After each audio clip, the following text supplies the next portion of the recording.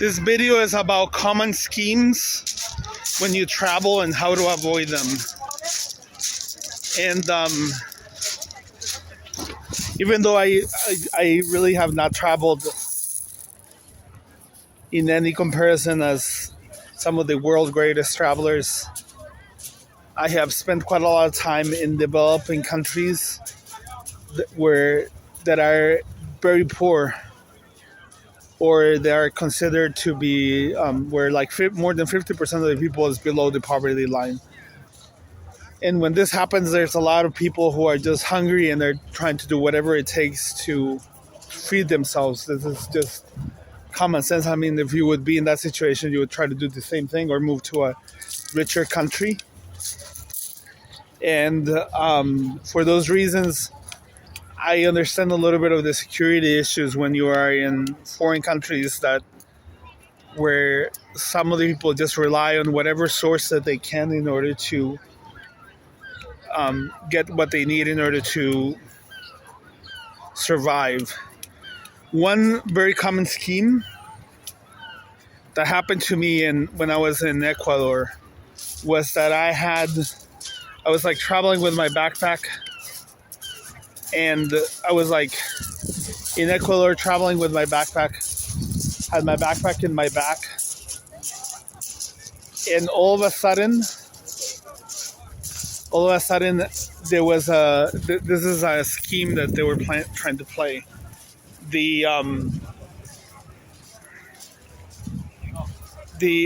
guy came and started spraying potentially an Ecuadorian, but he could have been Peruvian or Venezuelan or Colombian or Brazilian. He started spraying something in the back of my backpack, and then the back of my backpack started getting full of this gunk that he had. And then a guy came to the front and he told me like, "Oh, I want to clean it," and he had like a handkerchief. So basically, how the scheme works is like you lay your backpack in the ground because they're supposed to clean it, and then the guy who's in the back basically takes the backpack with you. This is like one of the common schemes. The other common scheme that I have encountered traveling is like crowded buses are a great place for thieves. So once I was in a crowded bus and I had this purse that I used for traveling, and I had it attached to my body. I had it right here. And then this guy comes, and then he pretended to be drunk, and then he kneeled against me, and then he started pulling some of the stuff that I had in my backpack. He started just pulling it. All of a sudden, he got my wallet. And all of a sudden, when I heard that, I started yelling, and we're in this crowded trolley, and then people just sided with me, and they closed the door, and then I basically grabbed it from him. But this usually does not happen as much. That somebody's willing to risk whatever they have to get it. I mean, he could have had a knife. So the better thing is just to stay away from very crowded areas because of thieves. Here in London, I saw this happen quite a lot. There were some guys with a bike, and as soon as the twilight came, the guys would just start targeting people in Oxford Circus that had a phone with them. And then they would just have a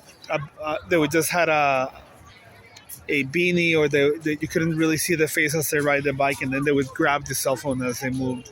So I heard all the women yelling because they grabbed the cell phone as they moved. So is that only it doesn't only happen in developing countries. Then a third thing that happened once was that I was traveling with this friend of mine, and she basically was targeted by a lot of people in the streets. Started surrounding her, and then they started like trying to steal her belongings. This happened in Bolivia. In Bolivia once when I was there, it was like kind of like an interesting scenario. As soon as that happened, I came back and they all started running away. And then there's some issues as you cross borders. Like usually when you cross borders, sometimes some of the security guards will try to fine you for things that you don't really need. They just pretend that that you have to pay $15 more or whatever. Sometimes people just don't care too much. One of the ways that I've gotten around this is like, oh, I never heard of this. Let me call my lawyer back in Houston or whatever, and would you be willing to talk to him? And as they know that there's another witness, they'll back off. This is something that is quite common um, to to make a little bit more money if you're a security guard. So these are 3 or 4 different ways. So what do I do in order to stay safe? I think I usually learn about. So I do 3 or 4 things. The first thing is I have 3 levels of security, and I usually have most of my stuff that it's very hard to replace really attached to my body. That being said, I have ADHD, so I tend to lose it anyway. So I always have like a money belt, and I just made sure that I have kept all my stuff always hidden in my money belt. And this method seems to work relatively well, at least through the time being. The other thing I do is I stay in hostels, and I usually am not the type of person that leaves a lot of stuff in a hostel that I just got to know recently.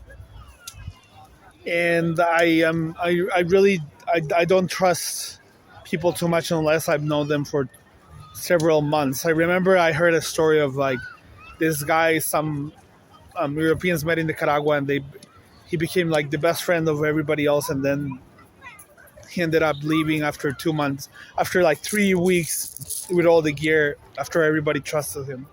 Which, I mean, I don't have any proof that happened. That's just one of the stories I heard. So the first thing I do is I stay in safe places.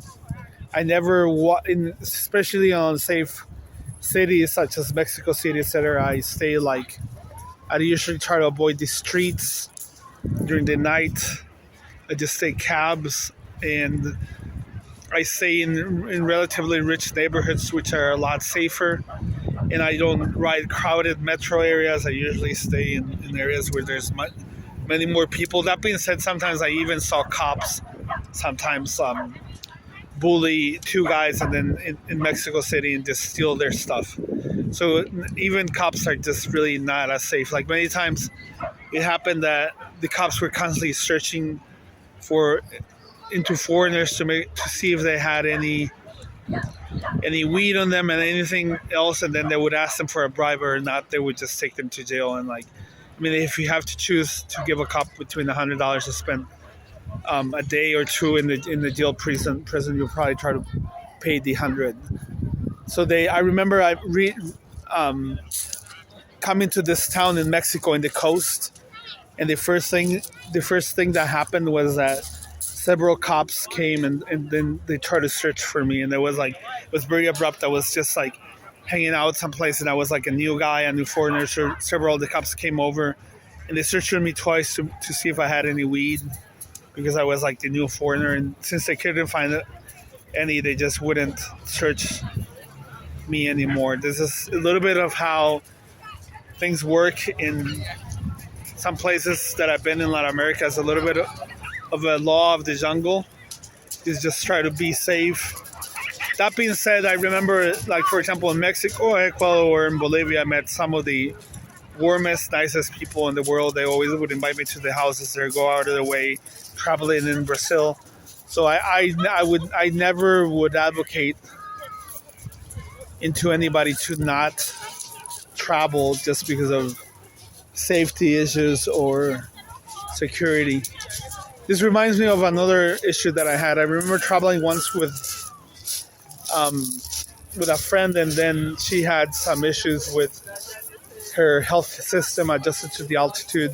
And every time that we would go to the hospital, we would have unwanted bills, especially because we were foreigners. So these are some of the issues that happened.